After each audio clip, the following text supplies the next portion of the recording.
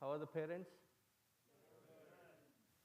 You seem to be much better than them.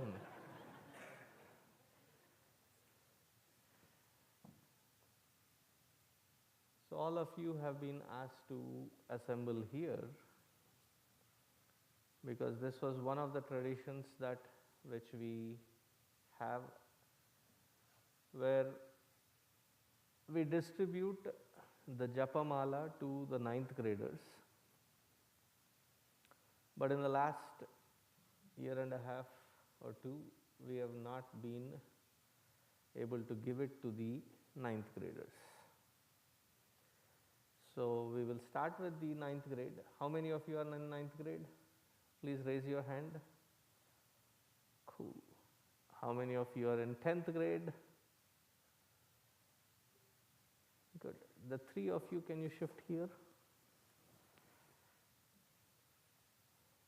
Good. Cut and paste.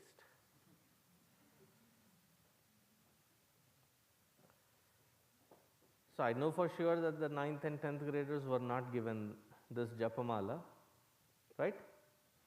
Good. How many of the 11th graders did not receive this Japamala? 2 of you? Okay. Raise your hand so that I can clearly see it. 12th graders, did you all receive it? Yes? Awesome. So first and foremost, please 9th graders, come this way, take and go back and sit. So after you take it, do namaskar at Padukas, Gurudev's Padukas, and then go back and sit down. Comprende? Now the 10th graders follow them, and those 2 12th graders or 11th graders who did not receive it, follow them.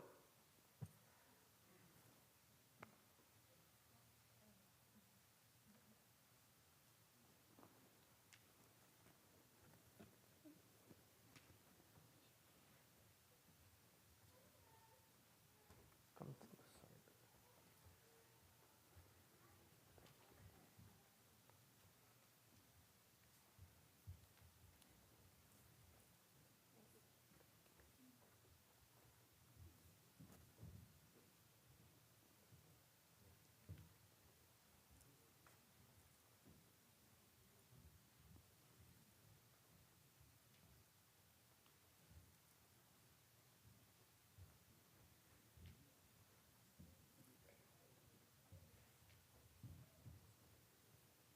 I think I need to give you a rubber band also.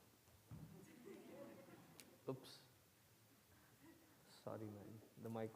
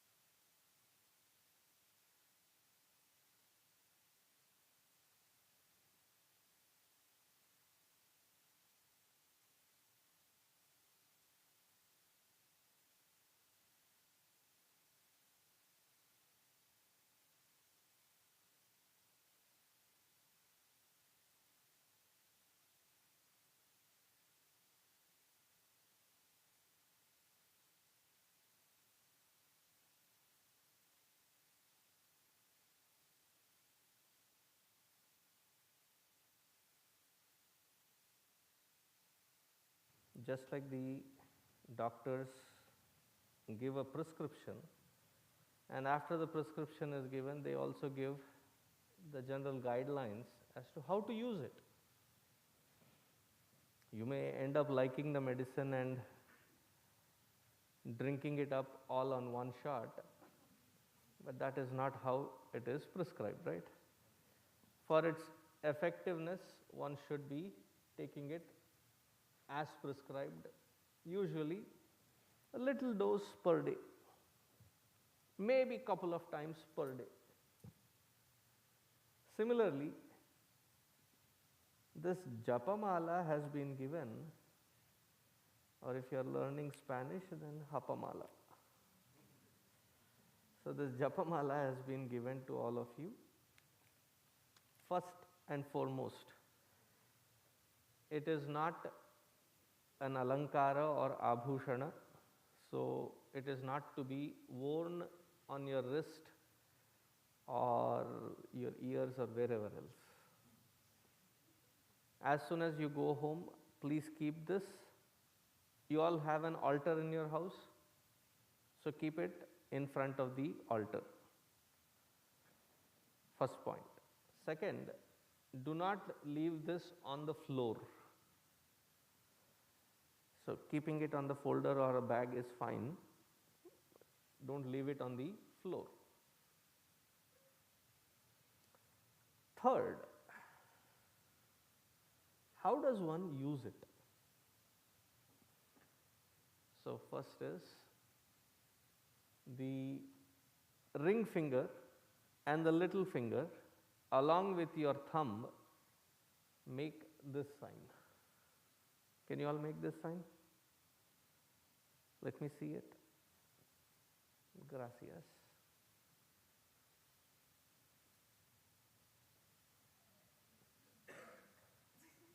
That is not the mudra that I am teaching.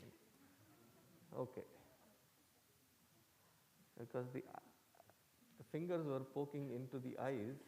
No, that is not the mudra. So this is the way that you place. And now, open your thumb, place your Japamala between this loop that is formed, right? You see the loop? And now with this particular finger, what is this finger? The index. In Sanskritam, it is called Tarjani.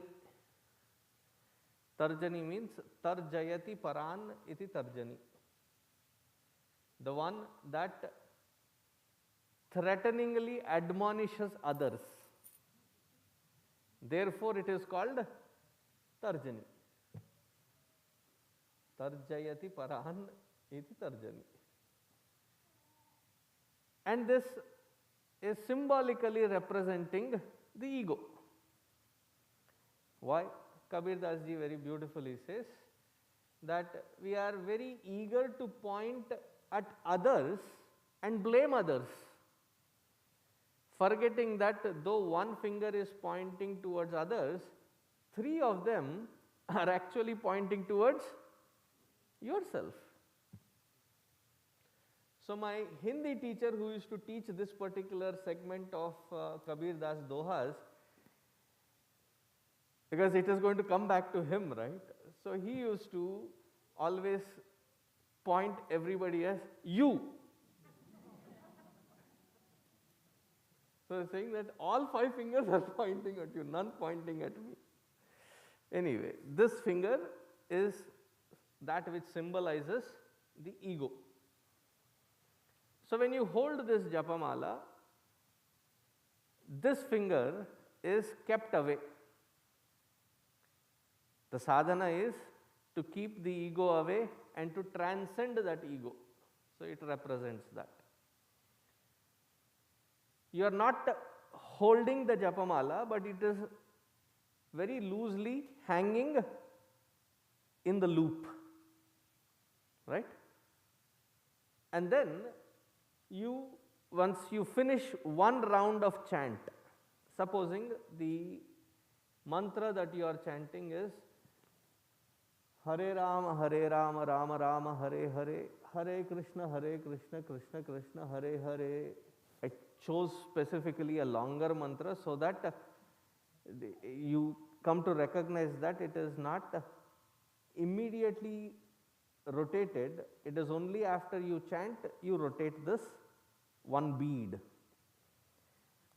Now the next question to you all is, how many beads are there in this? Count.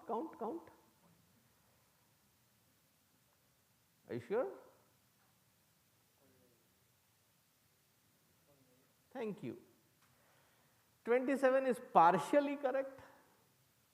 28 is actually correct. There is one bead which is standing out. Do you all see that?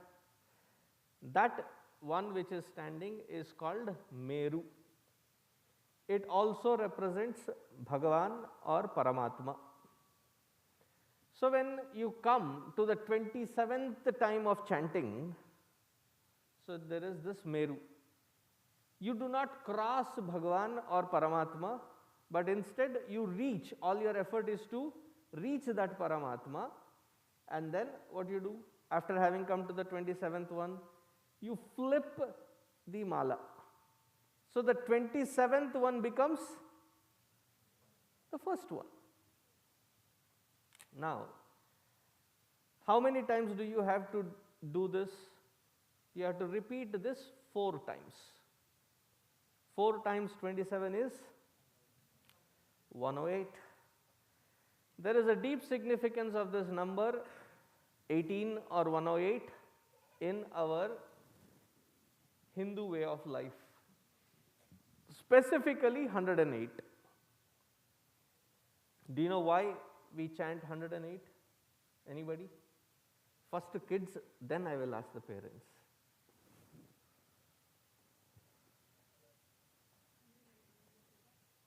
Say that again. Little louder. There are 108 names of Shiva, Vishnu, Ganesha, whichever god or deity that you worship. But there also the question is, why is there only 108? Why not 106 or 100 or 120 or whatever other arbitrary number? Why 108? Okay, let me ask the parents.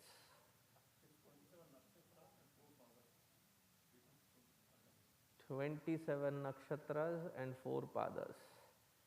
But there is a certain time in the calendar aspect where there are 28 nakshatras also.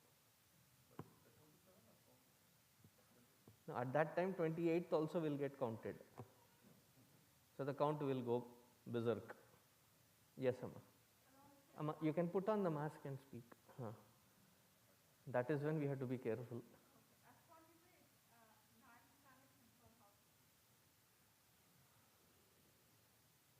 Not.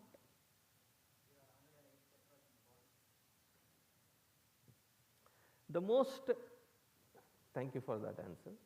The most seemingly fitting one is there are chakras in the body. Have you heard of the chakras? In the yoga studios, maybe it is pronounced a little different, but the actual pronunciation is chakra, chakras, or whatever else.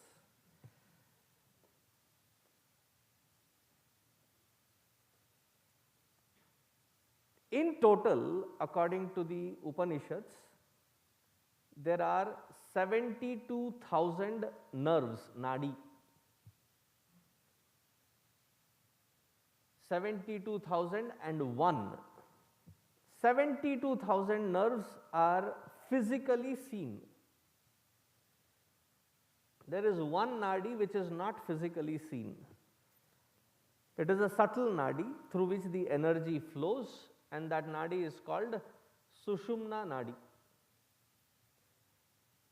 And it lies in the spinal cord, right in the back. That is where the Sushumna nadi lies, in the center of it. Along with the Sushumna nadi, starting from the base down,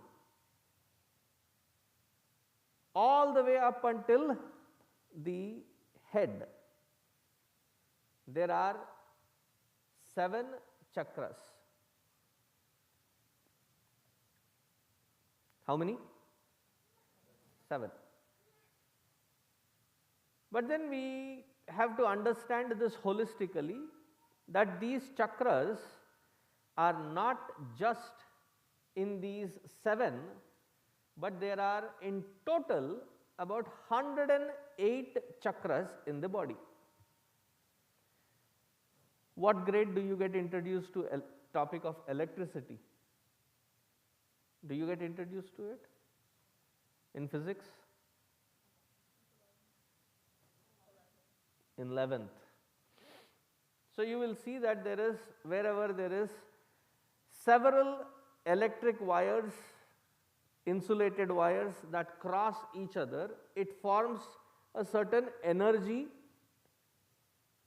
around itself.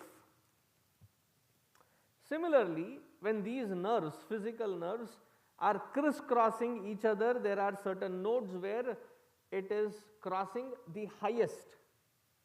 Mostly it is the joints where it is crossing each other the highest. So along the body there are about 108. Of these 108, 7 of them are on your vertebra, and those 7 start from the base of the spinal cord all the way up to the head. So total there are 108 chakras in the body. The energy that this human system produces, it has to go through all this nervous system to have a complete, clean, seamless loop.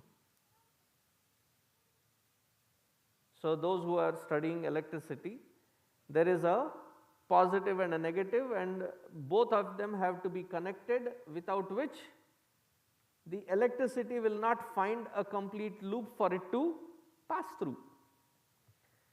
Now what happens in this body? These chakras are like the pools of energy where the energy comes and settles in, and sometimes there are a lot of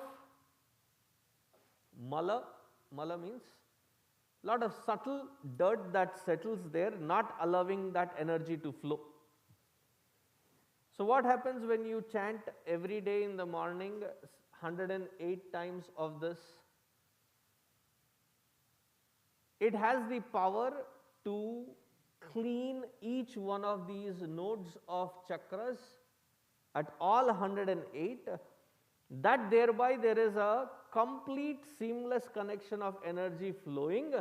You will feel energized. Is the point clear? So many people think that, oh, if that is the case, now why not I chant this like a bullet train, a fast train? I've seen people do that. Om Namah Shivaya, Namah Shivaya, Namah Shivaya, Namah Shivaya, Namah Shivaya, Namah Shivaya, Namah Shivaya, Namah Shivaya, Namah Shivaya, Namah Shivaya, Namah Shivaya. Done. I'm actually not teasing anybody.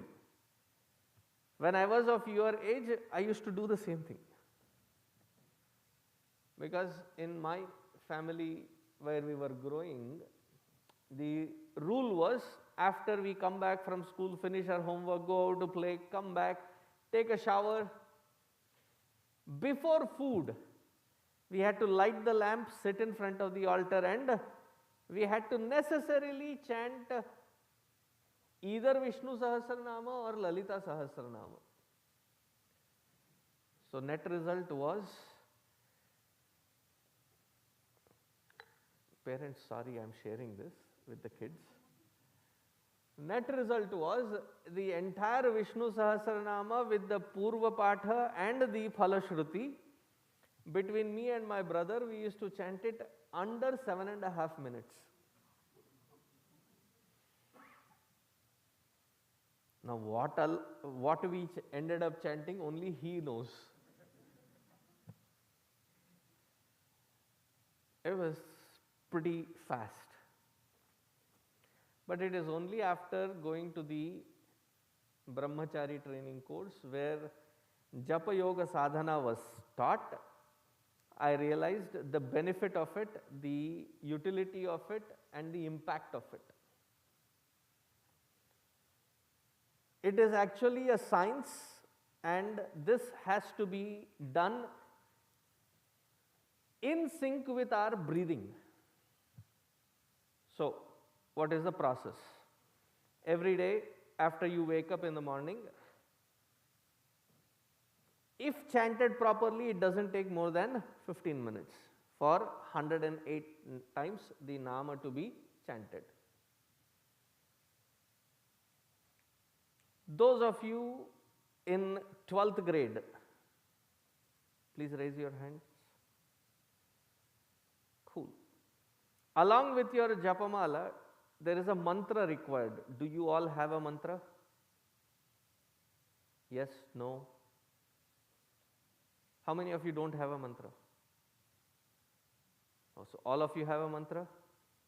See, with the mask, I can't understand if you don't give me a signal. That would be yes, this would be no.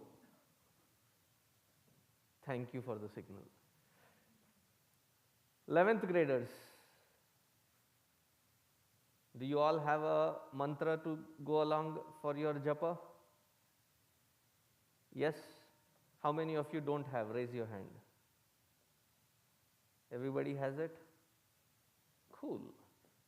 10th graders. That row is the 10th graders, right? Okay. Do you all have a mantra? Yes, no?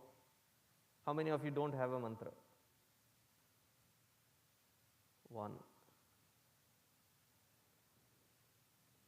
You were shaking your head. I didn't understand whether it was a yes or a no. It was a yes. Cool. Okay. How about you? Okay. So you don't have a mantra. Cool. 9th grade? Do you? You don't know. So you don't have. Yeah, I have, or yeah, I don't have. Thank you. Yeah, I don't have.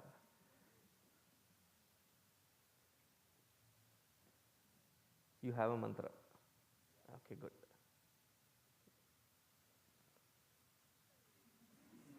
Huh. Do you have a mantra? No, you don't. No, no, good.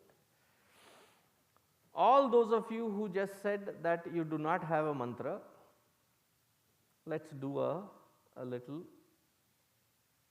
workshop. I would want you to, all of you to sit straight. Por favor, sit straight. Close your eyes. Interlock your hands. Put it in your own lap.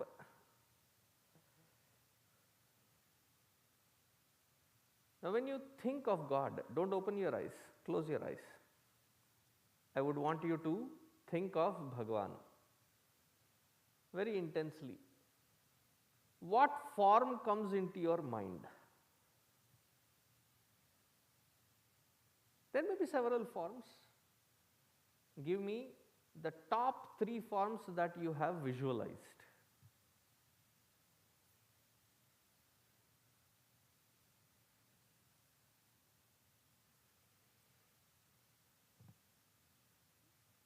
As soon as you are done visualizing, open your eyes. Thank you. Let's start from you. So what is your top 3?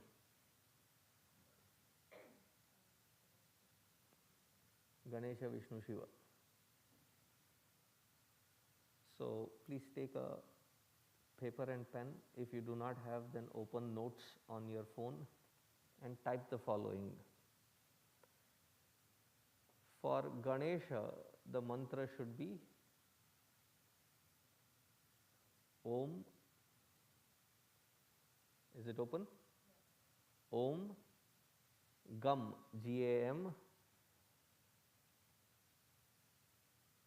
Ganapataye, G-A-N-A-P-A-T-H, A-Y-A, Y-E, Ganapataye Namaha. Cool. Okay, let's start here. Krishna, Rama, Shiva.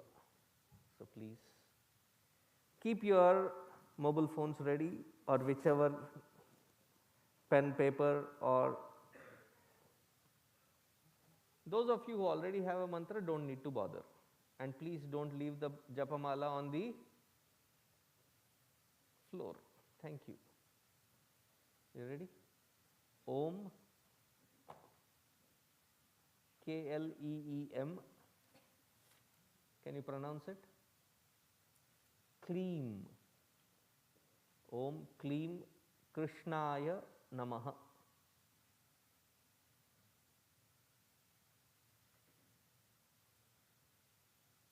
Beta, what's your name? No, the one behind. What's your name? Varenya. Can you say it loud once, your mantra that I just gave you? Gracias. Little louder. It is not klim, it is kleem.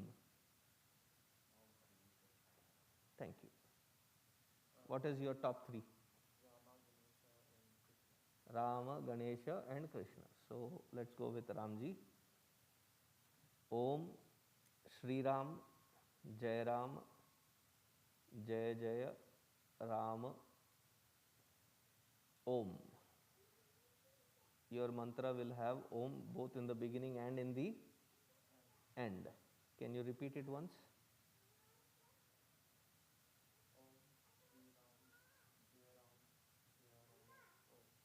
Om Shri Ram, Jai Ram, Jai Jai Ram, Om. What is your top three? Ganesha, Rama and Shiva. So can you write down your mantra? I have already given the mantra. It is Om Gam Gam Ganapataye Namaha.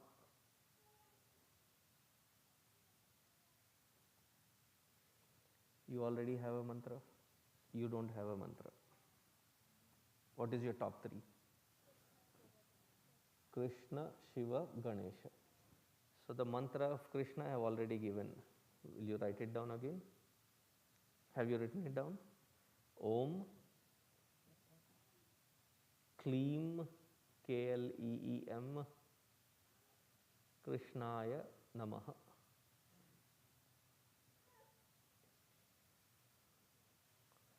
You have a mantra, he has a mantra, you don't have a mantra. You have a mantra. Okay. Okay. What is your top three? Krishna, Krishna, Vishnu and Shiva. Krishna, it is the same mantra. So, okay, have you written it down? Awesome.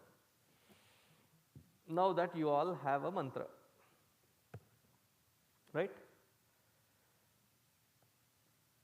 So, how do you chant it? I have already explained. Yet, how do you hold it? I have already explained.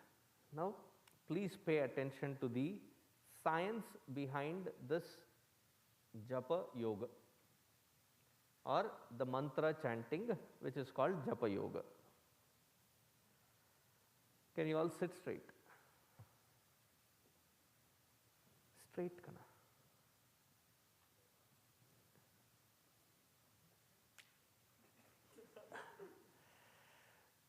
I see the discomfort in not. Does it hurt? Little bit? Okay. Now I want you to breathe in and as loudly as possible, please say Hari Om. 1, 2, 3. Hari Om. Pathetic. Okay, let's try again. Breathe in. 1, 2, 3. Hari Om. Good. With the same distinct clarity of what you have just Hari Om, can you say Hari Om while breathing in?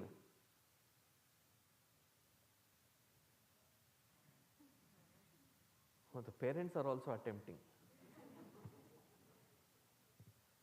Very tempting. Anybody? It's not that you cannot say it, but it is very uncomfortable. Hari Om. Imagine if I start speaking only like this. I will be tired if I speak like that. It is very unusual. The way it works is the breath that we breathe in, inhale, while it is being exhaled, it goes through the larynx, the voice box. making cognizable sounds, that which we have disciplined and learnt as different languages.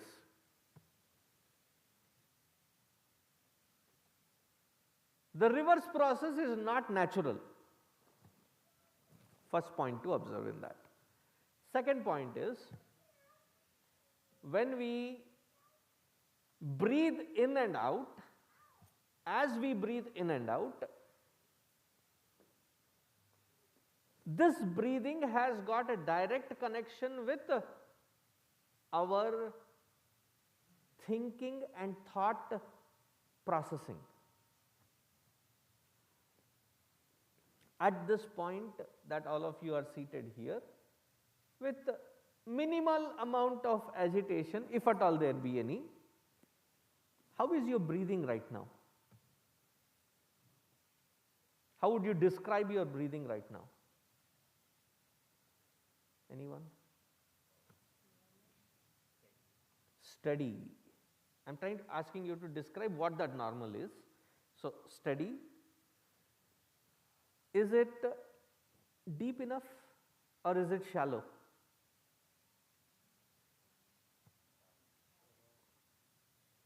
Okay, those who are saying shallow, it has to be corrected. When it is steady, it is usually deep. Does it have a rhythm to it? That it is going involuntarily, but it has a certain rhythm. There is a rhythm to it. But when somebody is agitated, angered, irritated, do this experiment, okay, at your own risk. Go home, irritate your parents and observe their breathing. Can you do that? I mean, effortlessly, right? So see there, check their breathing. Or you could even watch Cartoon Network. We used to watch the Tom and Jerry. Whenever there is that anger built, the face is becoming red, the eyes are becoming red, there are puffs of air coming out, right? And they're very unrhythmic. So there is this deep, intimate, internal relationship between thinking and breathing. If the thinking is agitated, the breathing is agitated. If the thinking is calm, the breathing is calm.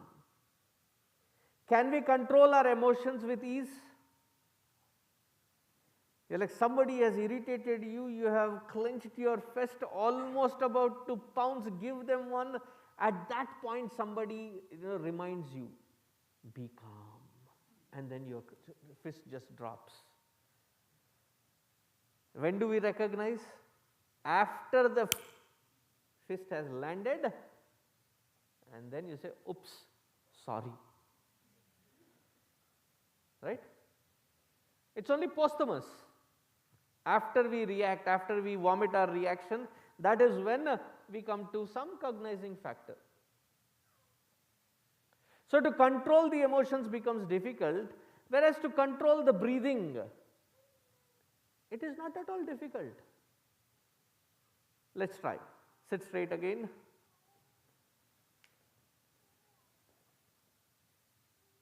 Breathe in through your nostrils only. Hold it inside. Without any assistance, can you hold it inside? Cool. Breathe out. Hold it outside.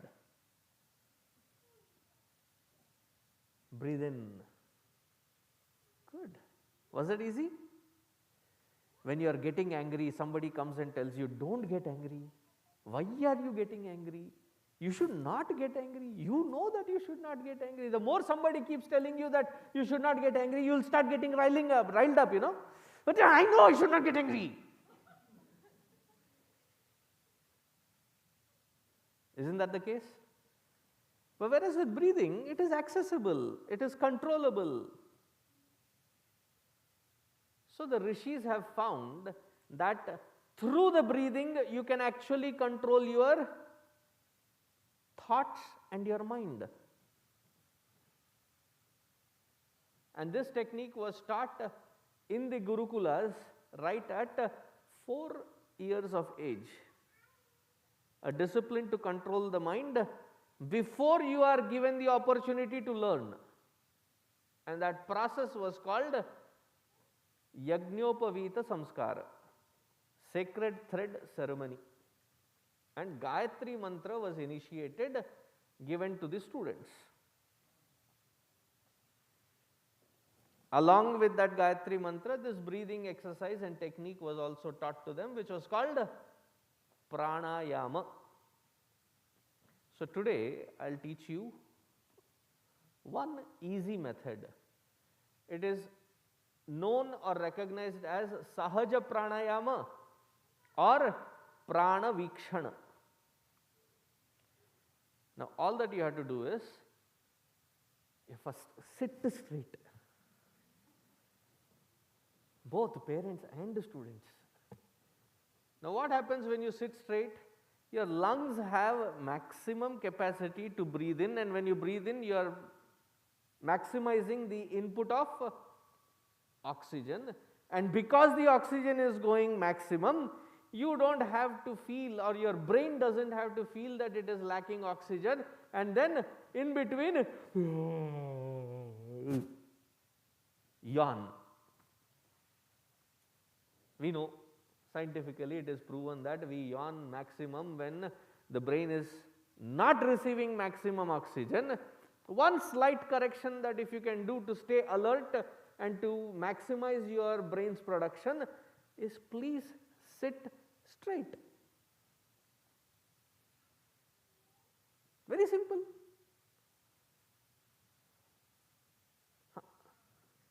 Sit straight. And then while you sit straight, you breathe in only through your nostrils. I am just making that exaggerated effort so that you can understand that I am breathing, especially through the mask, not visible. So you breathe in. Don't try to retain it. Breathe out. But the next round, breathe in as slowly as possible. You are reducing the speed of breath intake and breath exhalation. Breathe in slowly and breathe out slowly.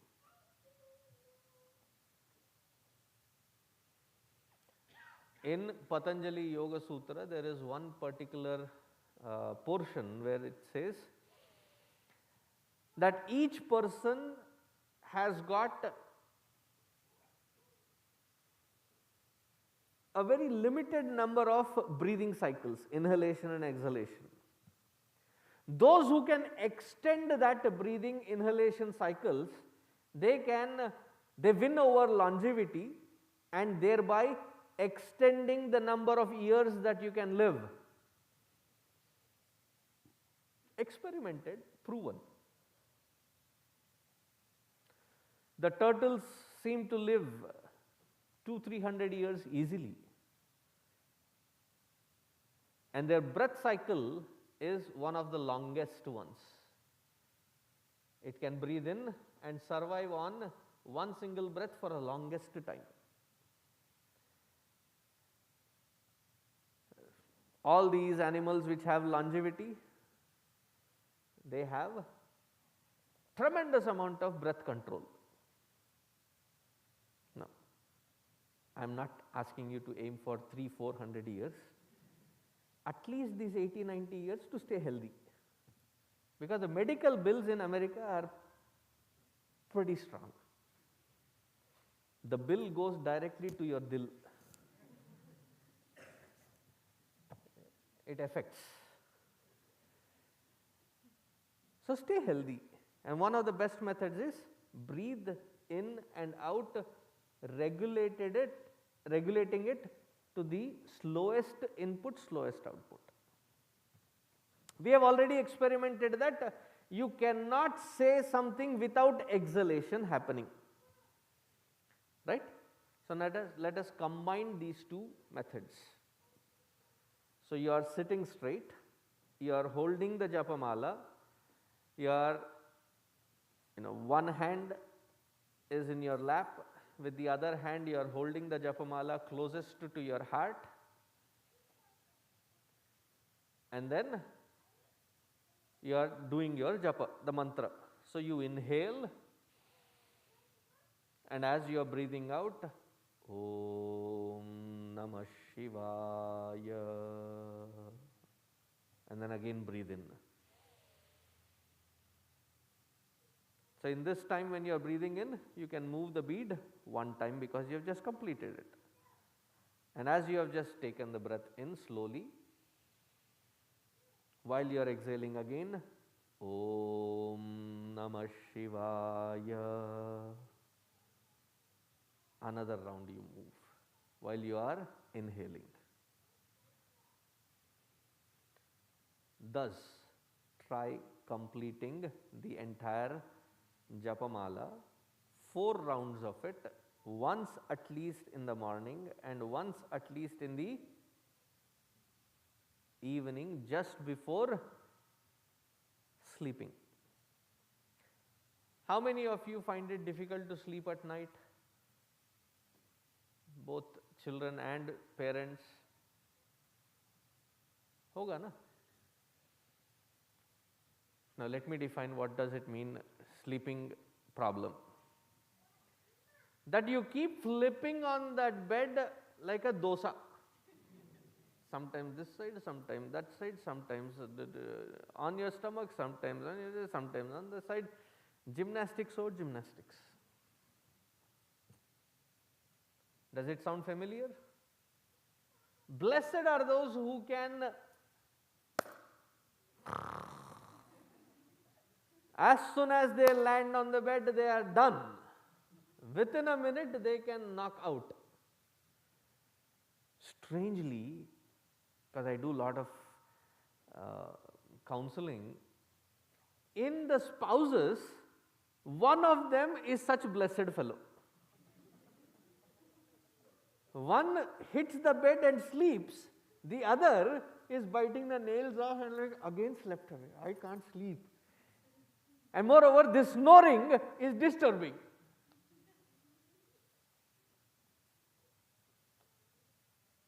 Am I right, parents? Okay.